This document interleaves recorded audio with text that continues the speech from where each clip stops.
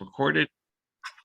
All right, ladies and gentlemen, chapter 41. Anita, ready? We're not going to do so much of the inside study today. I want to give you an overview because chapter 41 begins a new section of the Tanya. This is a section that many of you have been waiting for. It's a section that is all about meditation. Till now, let me just even give one more background first. Every yeshiva boy knows the next 15 lines of Tanya by heart. From a very young age, we're taught to meditate on these next 15 lines.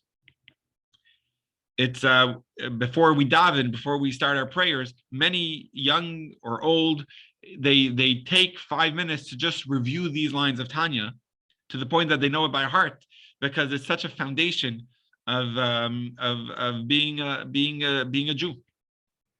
Foundation in the building blocks of our relationship with Hashem. It's the next opening lines of chapter 41.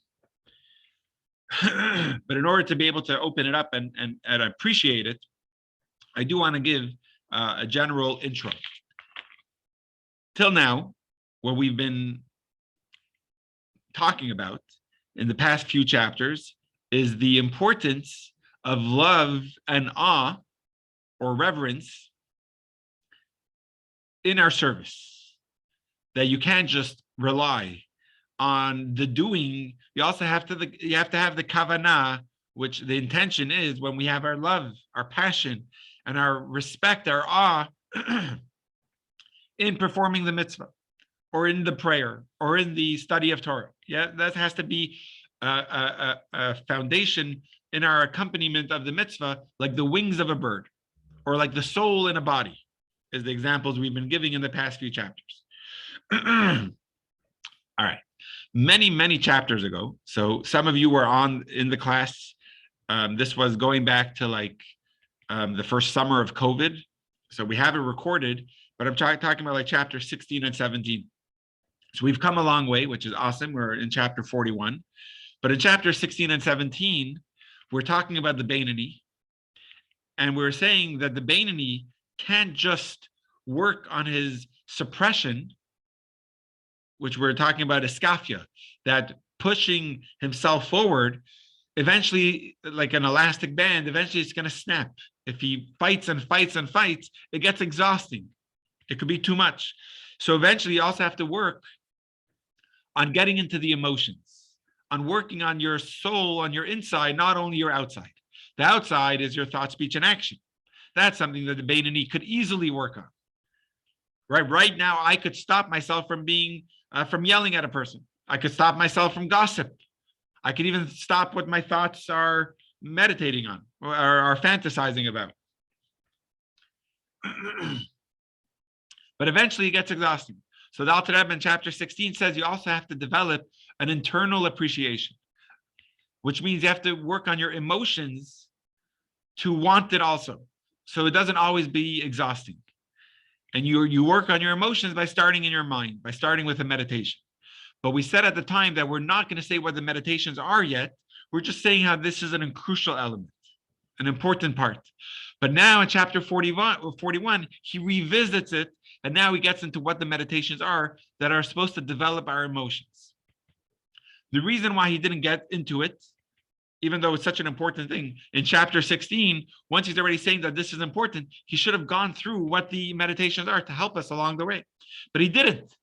And the reason why he didn't is because it's a very long journey. It's a lifelong journey to develop these meditations and for those meditations to affect our heart. But at that time, the Beinoni was raging inside of him. He had these intense desires and feelings. So we say you have to suppress them. You have to push them aside. And then the next part was realizing in chapter 16 and 17 that you also have to work on those emotions. But since that's a lifelong journey, it's a long road. Right away, the Alter Rebbe puts it on the side. And he says, all right, chapter 18, we're now going to focus on a shorter way to get there that could produce the results quicker. Or the way I explained it at the time, in case of emergency, break here and you can have your quick fix. The quick fix was a different perspective, was to realize that you already have a latent love inside of you. All you have to do is just uncover it. That was chapter 18 through 25, realizing that you already have a fire inside of you. You already have a soul that's deeply connected with Hashem. And all you need to do is uncover it. Break the glass and tap into it. Hi, Thomas. Good morning. So that's where we continued going on that track of realizing that we already have a love that just needs to be uncovered, that just needs to be awakened, but it's there already inside of our souls. In other words, there was a short, long journey and a long, short journey. The short, long journey and the long, short journey is where the crossroads where we're holding. Now we're going to be developing the meditation, which is the longer journey, which means it's going to be the next 9 chapters. But when you get this straight, it's going to be it's really a shorter path, even though it's a longer journey. But once you're there, you're getting there with a much stronger sense of who you are and a more developed emotions, because you're starting from the mind and getting to the heart. So it takes longer to develop, but once you have it, those meditations at your fingertips, you're more developed of a person. So it's easier to access that emotion and to realize how to tame the negative feeling, perhaps. So chapter 41, we're going to now uncover these meditations that could develop the feelings of the heart. So again, just in short, chapter 16 and 17, we said how important these meditations are, but we immediately switched gears and says, but that's a longer topic. Right now, for the short fix, the quick fix, we're going to go into realizing that we have a latent love inside of us. It was a backup method, and it was needed first, even though it was just a backup, but it works quicker. But now we're going to go more in depth on the meditation that create the emotions that will follow it. So for the next 9 or 10 chapters, from chapters 41 all the way till chapter 50, we're going to talk about creating these meditations. Speaking about these meditations that will create this love and fear or awe. You know, there's an expression, or as a Canadian, in Canada, we have many words for snow. Eskimos, they live in snow for so many months of the year that they have 14 different terms or expressions for snow. Because cultures have many words for what they value, for what is part of their main culture. So Hasidus develops within us a sophistication when it comes to our emotions. So there's going to be many layers of love to Hashem and many layers of our reverence to Hashem. There's going to be different meditations that will build different layers of our love to Hashem, or different layers to our awe and our expression of reverence, respect to Hashem. Quantity, quality-wise, there's different levels. And they're developed through different meditations that we will be exploring in the next few chapters. Okay, so let's just start again. There's a basic theme in Tanya that our meditation, our mind, our Chabad, which is our inquiry, our cognition, and our recognition, our curiosity, our open-minded, our mental openness is how we translated Chachma more recently, and then analyzing it, and then applying it to ourselves. That's the Chabad of our system. Our cognitive faculties is what affect the emotions that we have. We already know that from chapter 3 of Tanya, where it describes our mind thinking, our intelligence, our seichel, as the parent, and the feelings is described as the child. The child is developed from the parents, starting with the father, which is Chachma, and then to the mother, which is Bina. The Chachma is the seed, the inquiry, the mental openness, and from there, good morning, Vivian, great to see you. And from there, it goes to the analysis, which is the incubation period of the mother's womb, where it develops the idea. So that's like the father and the mother. And then once you have both of those, the idea is being expanded, then you could come to the child, which is the the feeling that we have. We already know that from chapter 3. But now we're going to get into the nitty-gritty of how that works, how the mind affects the heart, how the meditation will develop the feeling. That's chapter 41. And before we get into the meditation of how our mind affects our heart, how our mind will develop the feeling in our heart of love or reverence, we first have to prioritize and actually decide between love and reverence which one is needed most, or actually both are needed, both are crucial, but which one needs to be the first of the foundational blocks. Every emotion will be derived from either love of something, so whether it's the feeling of sensitivity, empathy, compassion, or the feeling of charity and kindness will come from a feeling of love. That's going to be an offshoot of love. Anger or justice, discipline will be an offshoot of reverence, of fear. When you're scared of something, you pull back. Anxious of something, that's all part of yira, which is the Hebrew word. Again, yira is the Hebrew word, we're going to be using it a lot. Yira is translated simply as fear, but it's not fear when you, fear is, or it's also translated as respect, but respect is reverence over here. We're going to have to develop that word, but in Hebrew it's called yira. We're going to be developing that word hopefully more. But between ahava, which is love, and yira, which is reverence, respect, awe, or fear, which one needs to be prioritized as the first of the two building blocks? Which one is more important? So we know already from chapter 4 that love is expressed by what you do. When you love someone, you show that by showing up for them, by doing something for them, or buying something for them, the flowers, the chocolate. Awe is expressed by what you don't do. That's awe. So we have, let's say in the 10 Commandments, it says all of the mitzvot are included in the first 2 of the 10 Commandments. So you have 613 mitzvot, but you could actually summarize all the 613 in the first 2 commandments. The first is the commandment of doing something. You shall love God. Sorry, not love. You shall worship one God. I am your God. Belief in one God. That's the first mitzvah. And the second is don't serve other gods. It's a mitzvah of do not. The first is a positive mitzvah. The second is a negative mitzvah. In those 2, it includes all the mitzvot, because all the mitzvahs are do's or don'ts. And that could be included in all of them in the first mitzvah, which is do's, or in the second mitzvah, which is don'ts. The first mitzvah of do is the source of all the mitzvah that are doing, because all of them come from a feeling of love. And then the second is a mitzvah of don't, which is the feeling of reverence, respect. Even when it comes to doing something, or doing something for someone else, which is the foundation of love, it needs to be done with a layer of respect first.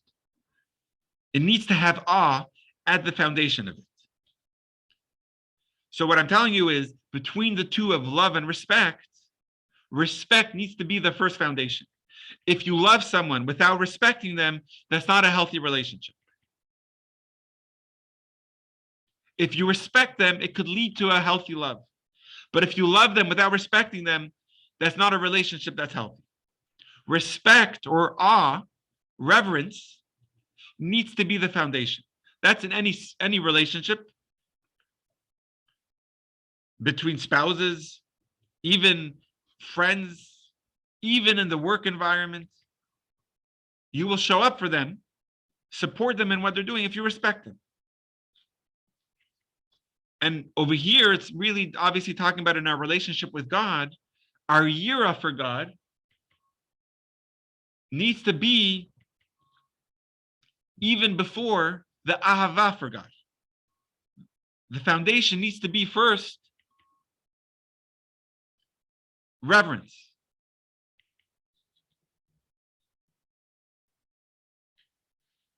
Love is a desire to get closer to our beloved, and therefore it spurs us into action. Respect or awe or yira is the Hebrew word, means I want to get out of the way. I'll make myself smaller for you. It leads a person to self-containment. That's what reverence is. Love is proactive. Respect is preventative. Like the do's and the don'ts of the mitzvahs, love is doing something. Respect or reverence is more preventative. So between these two, what we're asking in chapter 41 is which is more foundational, which one needs to be able to come first. And if it doesn't come first, the other one has no value. So we'll answer the question. I already kind of gave it to you, but I want to use a metaphor in our relationship. Imagine a guy, he comes home from work 2 hours late, and he didn't tell his wife that he's coming home 2 hours late. You know, it says by the Rebbe, just talking about relationships, it says that the Rebbe, he had a lot in his day, but whenever he would be coming late, if it was more than 10 minutes, he would always call his wife. He would always call his Rebbetzin to let her know. So there's a guy that's coming 2 hours late for dinner, but he comes with a bouquet of red flowers because he knows his wife's favorite flowers are red tulips. So he comes with red tulips or red roses, whatever it is. So let me ask you, do you think she feels that love from the flowers? Right. I'm seeing many of the ladies on the call nodding their heads because, or let me ask you further, is she refusing to accept those flowers because she's feeling spiteful? I think that would make sense to say. But really, is there something else that's more at play?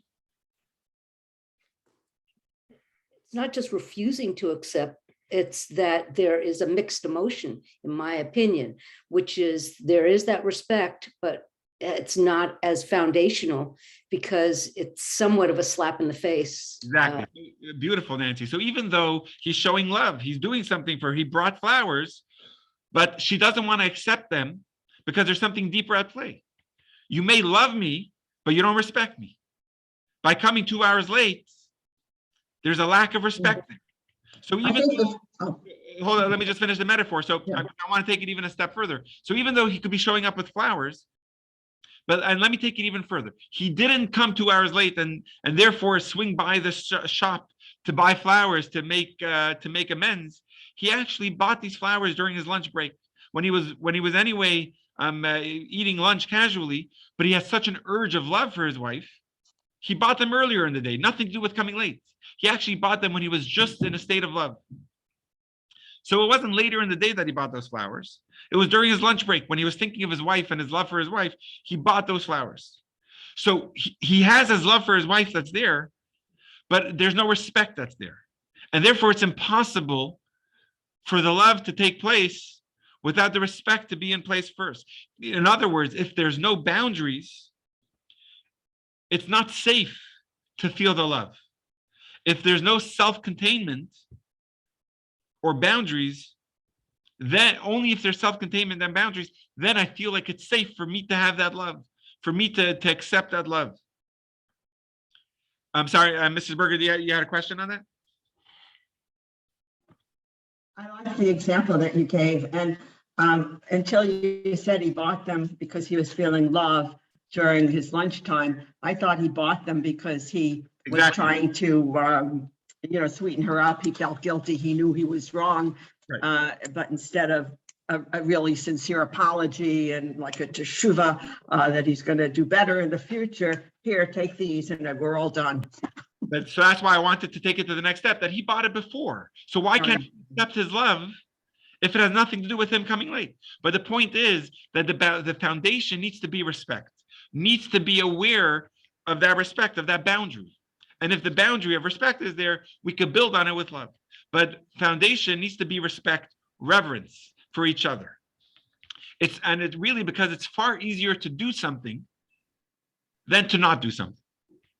It's easy for me to go buy flowers, Doing is fun. It's a feeling of self-expression. I'm doing something.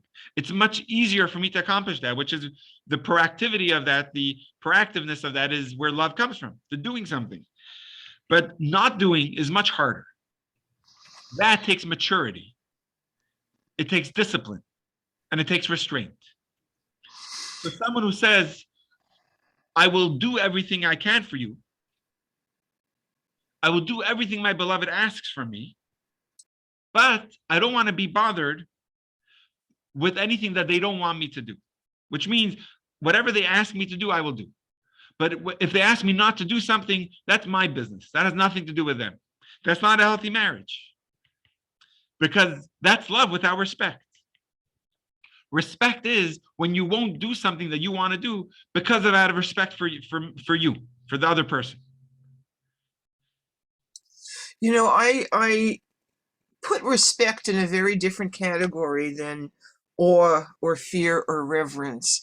You know, I respect other people, but I don't revere them. I'm not in awe of them. That's something that is reserved for Hashem. And you're right. Really, the chapter here is actually talking about our reverence to Hashem, and and most of our relationships are not having that depth that you need to have that respect in place.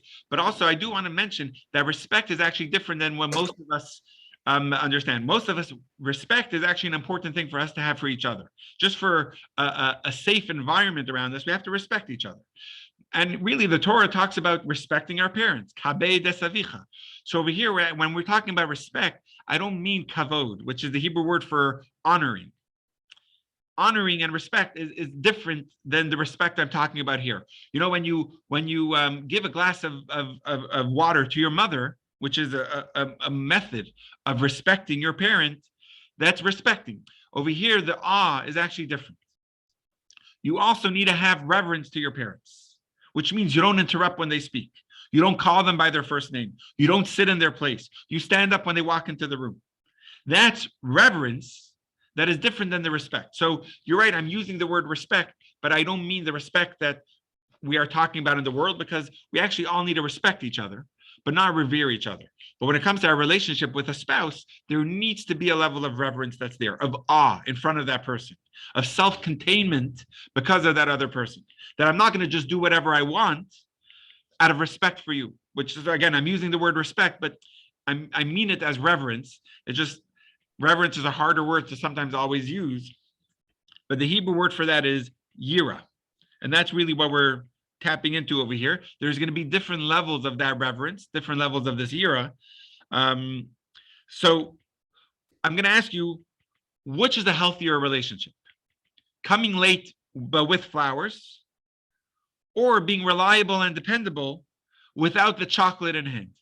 Obviously, most of us are going to say being dependable, coming on time, keeping your word, even if you're not the most romantic. Ideally, you want someone that has both. Someone that has that love, that charm, that chocolate in hand, that secret note that they put in your lunch, with the dependability and the respect that's there. So ideally, you want both. But if you need to prioritize which one needs to come first, foundation needs to be love. So it's almost like, you know, when it's not in the under the chuppah, we don't do this. It's actually forbidden to do, where both speak. I do. It's not what a Jewish marriage is based on, because the foundation needs to be that I'm saying also what I won't do. It's the respect for the other person that needs to be the foundation before what I will do. So the Alter Rebbe here is talking about yira because it's first. That's what the Alter Rebbe will lay as the first of the priority of the building block. So that even the doing, the love, needs to be on the foundation of the respect. So you don't need to be in awe of the spouse. I want to explain one more thing, just as Robin was speaking, but you need to be in awe of the relationship. That Hashem put us together, and the sanctity of our marriage, of what it means to the Jewish people, what the ketubah that we have written between us, what it means to Hashem, or even just for humanity, the advancement of the human species, etc., that itself is what I'm in awe of. The depth of a relationship, what it means to have a relationship. So you don't always have to be in awe of your spouse. It's a hard thing to constantly feel that self-containment, but you're in awe of the relationship. And the same is with Hashem. We don't want to do anything that will disrupt our relationship. That's awe. I feel in such awe, and therefore I don't want to mess it up. I don't want to do something that will jeopardize our relationship. Of course, we have to do what Hashem loves, but the foundation is don't do anything that will damage the relationship. And on that, you can build with the love, with the doing. Once we establish that even the do's, what I will do, the proactive part, has to have that awe and respect, then we could develop the love. How we do it, or what will we do for each other. But first, it has to come with the sense or the level of awe, reverence, or Hebrew is yira. Everyone with me on that? Okay. So here's the meditation. Yeah, so exactly, Marsha. So respect will come first, or the other word is reverence. We'll see the word that the English translation will use over here. So until we have the proper word of yira, I guess I should just call it yira. So now we could, once we have developed that the priority needs to be yira, let's actually analyze that. Can I ask just quick, is ira usually translated as fear? Yeah, exactly. So usually it's translated as fear, but for the context over here, it's talking about that feeling of self-containment, that reverence in front of, when you're in front of the king, that feeling of reverence is, I want to make sure not to get in the way, not to mess anything up. I don't want to do anything that will jeopardize the relationship. This reminds me of the movie A Bronx Story from like 35 years ago, where the gangster, somebody says to the gangster, one of his minions, what do you want your people to feel, for you, love or fear? And he thinks and he says, fear, I want them to fear me and hold me in awe before they love me. Of course, for very different reasons than we're talking about, but they had a big discussion about love versus fear. Awesome. Okay, cool. So here comes the meditation. Now that we established that yira is the first component, is the priority of the building blocks, now we could develop what it means. It is that Hashem is the fabric of everything. Hashem is immanent, which means in Hebrew the word is mimale kol almin. God fills all the worlds, which means God is in everything, in every fabric of our life and of the world. God is always there. And above that, God is also encompassing, which means transcendent. In Hebrew, the word is sovev kol almin. God surrounds all the worlds simultaneously as being immanent in the worlds. God is also encompassing the worlds. And that everything is insignificant in relation to God's infinity.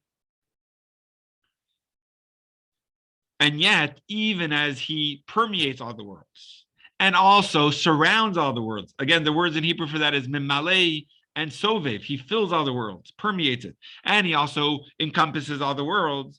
Yet he has chosen to want his people to be an authority over the Jewish people. And he wants us to take it personally.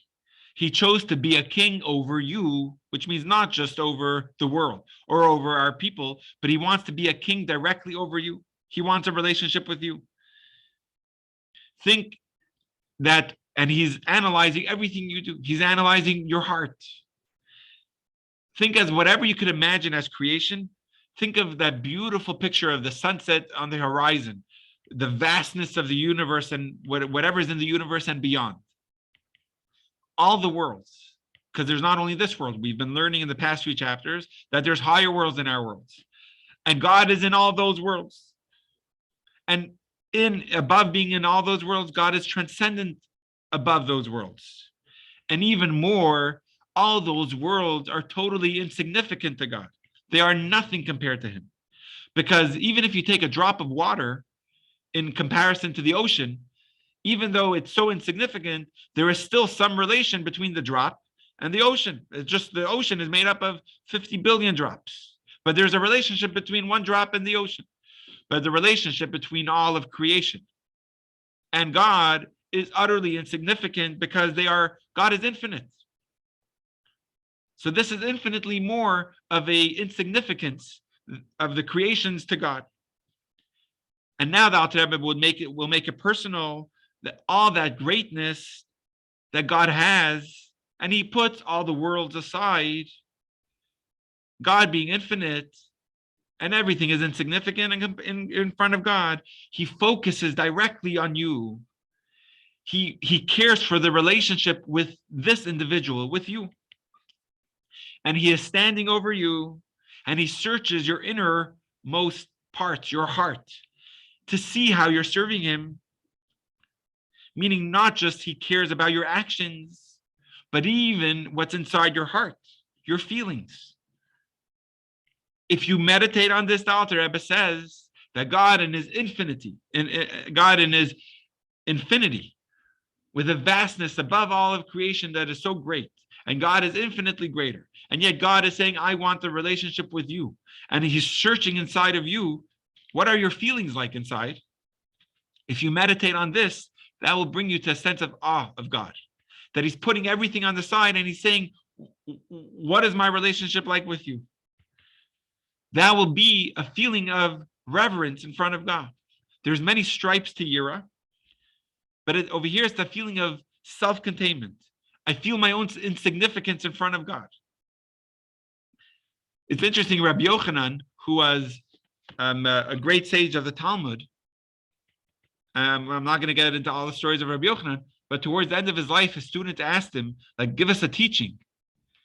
Give us something that to part us when you leave this world. Give us something to know. And he says, may it be God's will that you fear God as much as you do other people. Which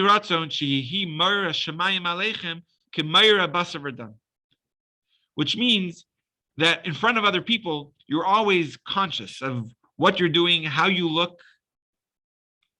But in front of God, even though God's always watching and searching, you don't have that same consciousness of what it is that God is seeing me do.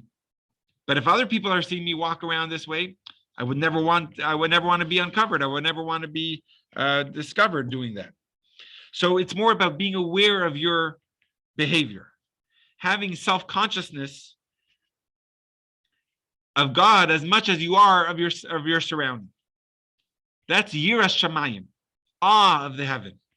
If you have that, Rabbi Yochanan says, and actually his students told him, Ad Kan, is that really what you want to leave us with?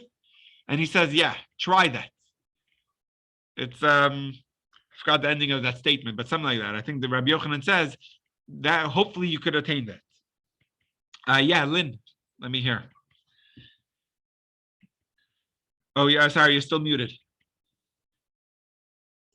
There you So go. as I've been trying to get into this Torah Pasha Vayikra and coming close to God versus, Hashem with our Korban, so the whole Yarav Ahava has been rolling through my mind, because without the Korban, you're going to be smoked.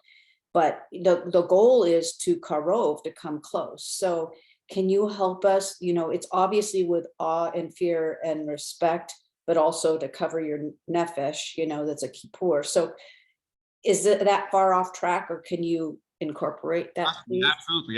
That's actually a beautiful teaching. And I'll actually tell you, on Sunday morning, we interviewed the Chabad rabbi of Chernigov, Ukraine, who got out at the last moment together with his family, if I'm not mistaken, 9 children. The youngest two are twins that are 7 months old, and they caravanned out together on a 40-hour drive or something, together with community. An incredible story. They took nothing with them.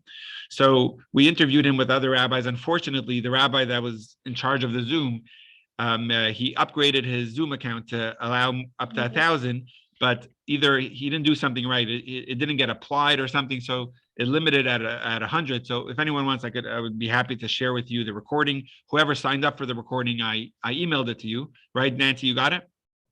But if you didn't sign up for it, then I wouldn't know if you plan to join or not. So I don't want to send it to everyone. So just email me and I'll be glad to obviously send it to you. But anyway, we also did words of prayer, words of Torah, and we gave charity together. So in the words of Torah, I shared for the broader communities that were listening, I shared as follows. I shared that Vayikra, which is this week's Torah portion, it talks about sacrifices. And what's very odd or interesting is that when 5-year-old children are first taught verses of Torah, meaning they're brought to yeshiva for the first time, I did this as a kid, and they're starting opening, they just learned how to read, and now they're going to start learning the Chumash. The opening part, the opening section that they study is actually not the story of Genesis. It's not the flood. It's not the birth of Avram. They first start with studying the first section of Vayikra, which is this week's Torah portion of sacrifices. And after they study the first section, the first chapter, the first, 20 verses or so, then we take them back to the beginning, to Genesis. The obvious question is why? Sacrifices is so complex, it really is beyond the scope of understanding of a 5-year-old. Why would that be? What we start with? And the reason is because the first thing we want to teach our young is the concept of sacrifice, the concept of giving up from yourself, the concept of bittul, the concept of surrender, the concept of putting someone else first. Only once you have that, could you then, once that is established, you could then build on that relationship. So back to what Lynn is asking, the word karban actually means to come close. Through a sacrifice, you come close. But it's actually because of what a sacrifice stands for, then you're really able to come close. Because really, that's the theme of this chapter. If you want to come close to God, you first have to build that relationship on respect, on that reverence. Only then could the relationship be whole. And the same as in a spousal relationship. So many relationships fail because they love each other, but they don't have that respect for each other. Only once you have that reverence are you able to then really have the karov, the karban, to come close. You want to come close? Start it with that feeling of sacrifice. Feeling of it's not about my self-expression, it's actually more about my self-containment. Can I say one thing in here? So I'm already writing my Devar Torah for this. And Lynn, did that answer your question? Was that Yes, that's great. And just one other thing, that a friend told me that the universal mark of disdain is rolling your eyes. And I had a habit of rolling my eyes and I was not aware of it. So it's been a couple of years. I'm still working on not rolling my eyes. But they say that is the universal mark. Everybody understands rolling the eyes means you're not giving somebody respect. Right. So that's been something I've been challenged with. That's a real karban. Awesome. Nancy, go ahead. Sorry for interrupting you.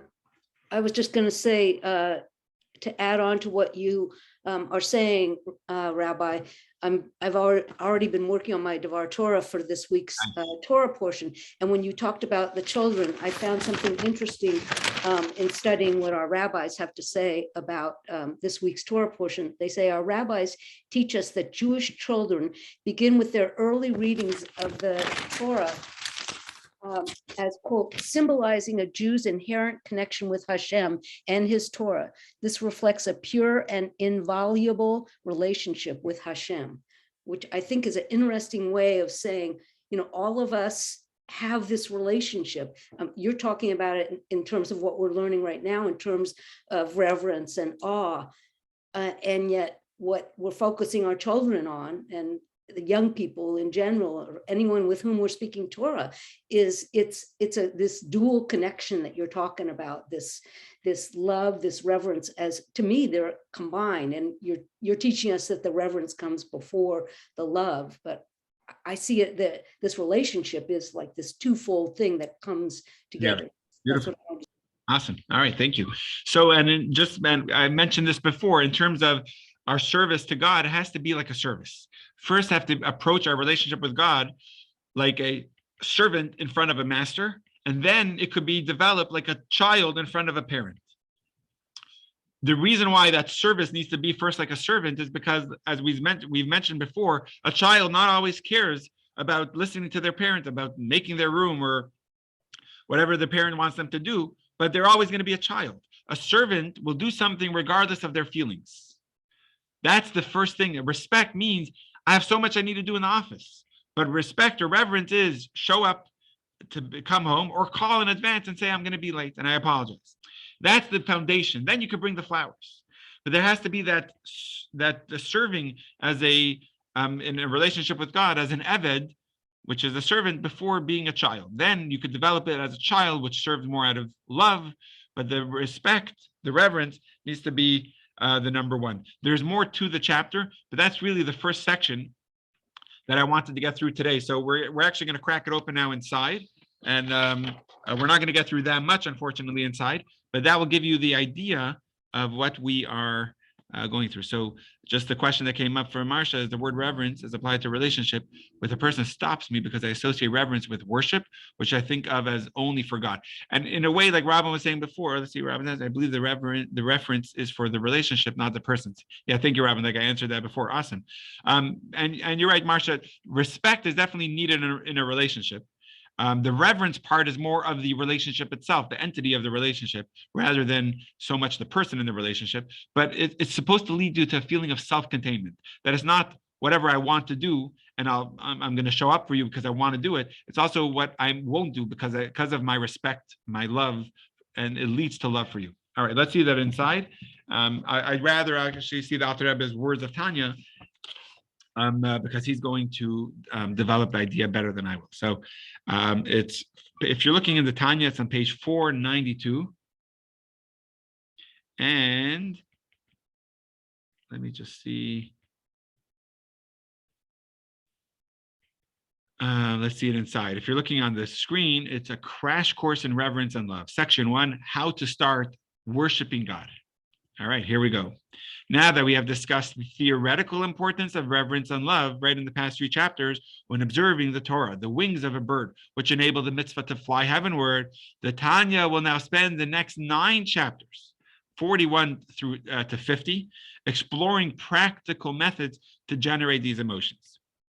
We will be taught meditations that are designed to produce a variety of feelings, and we will also be guided in how to recognize different stages of emotional maturity. But first, we will turn our attention to the basic feeling of reverence for God, which the Tanya will argue must be the foundation of all worship. So these are famous words that like I told you before, a 14-year-old yeshiva bacher knows it by heart. But you need to remember always, so again, always, which means this is a daily reminder that we need to have, the beginning of worship, as well as its ongoing foundation, a nourishment root, which is reverence, not love. Reverence is the basic feeling upon which your relationship with God should be founded. Again, so reverence is the basic feeling upon which your relationship with God should be founded, a feeling of reverence. You will never graduate from the need for reverence. Even as your worship matures, it will always remain with you, meaning reverence should always remain with you, just as a root nourishes a tree. So even as the tree grows, it always needs to get its nourishment from the root of the trees. And the root over here we're talking about is reverence, or in Hebrew, yira. Love, as we shall see later, is of extreme importance in worship, but it is, so to speak, the building and not the foundation. Because even though we learned above, and you know what, before we even start, the building and the foundation, I always go back to this, but it's something that always sticks with me. The first day of my yeshiva, when I was I guess I was 17, I went to LA for yeshiva, and my Rosh Yeshiva, the dean, the head of the yeshiva, he's a genius and a brilliant man and a scholar, but he was in the middle of a big building project, where they knocked down the dormitory where the yeshiva boys would stay, and they were building a new one. But the building was not yet up. All it was just flat land that was knocked down. And it seems like it was just a flat land for many, many months. And the day of the yeshiva, donors came to look at progress, and they didn't see any progress. So they were complaining to the dean of saying that I don't see any progress. It's just the same flat land. So in his speech to us, his first speech, my first day of yeshiva, what he explained to us is that most of the work is being done in the foundation, which means you can't see it. But that's actually the most important part of the building. If the foundation is not done right, the building won't be a strong building. So even though the foundation you can't see, and it's not pretty, it's done in the mud, it's all these big fat pipes that you can't see, that's the most important part. On that, you could build the building. So the building is where all the cosmetic goes and it looks beautiful. That's the building is the relationship of God that's based on my love. And that's the most beautiful part, when a relationship is filled with love. But in order for that relationship to work, it needs to have a healthy foundation. In order for that building to be healthy, it needs to have a healthy foundation, which we're saying over here is that reverence to God. That's the foundation. May not be pretty, but it's the strongest part of our relationship. That even when there's doubts, which means my love is not complete, the relationship will remain strong because of its roots, because of the foundation, which means I will do it. Anyway, let's see it inside instead of me going on over here. Because even though we're in the middle of the Kindle page, even though we learned above, chapter 4, that reverence is the root which motivates a person not to transgress any prohibition, to turn away from evil, or in Hebrew the words were shur meirah, and love motivates the observance of positive commandments to do good, which implies that neither reverence nor love is the root of all the mitzvahs, which means it's equal. They're both equally important. Nevertheless, as we shall see, it's actually reverence that forms the basis of all worship, and love merely energizes the positive commandments, but it's not their foundation. So even though it seems that the mitzvahs are divided between love and fear, the do mitzvahs, the mitzvah of doing is based on love. The mitzvahs of not doing is based on fear. He's saying, no, it's not true. All of it is based on fear. All of it is based on our reverence. Once you have that reverence, it's the love that energizes the positive mitzvahs. But the reverence is the foundation for all 613 mitzvahs. Our entire service of worship of God needs to be based on this reverence. It's not sufficient to awaken love alone to do good. And before awakening love, you first need to awaken, if not of profound reverence resulting from inner meditative work, then at least the innate reverence found dormant in the heart of all Israel. This basic reverence being not to act insubordinately towards the King of Kings, the Blessed Holy One, as mentioned above, see chapters 19, 25, Reverence will motivate you to worship God when He desires it, and not just when you feel like it. He over here referring to God, right? So when you have reverence, you will worship God when Hashem wants you to, not only when you feel like doing it. And here's a quote from the fifth Chabad Rebbe from one of his writings. He says like this: if you're attached to your own self-importance, you reveal that all your worship is really self-service. It's just another type of pleasure that you do to gratify yourself. So if you're serving because of your self-importance, that your worship, even of God, is part of a self-service because you enjoy doing it. But it's when you don't enjoy it, it's that when it's not based on the love only, but based on the reverence that gets you to do it. That's the basics of a relationship. So you need to awaken this innate reverence so that it should be manifest openly in your heart. Or if you can't do that, at least awaken some reverence through focusing your mind, which is under your control, to think as you will.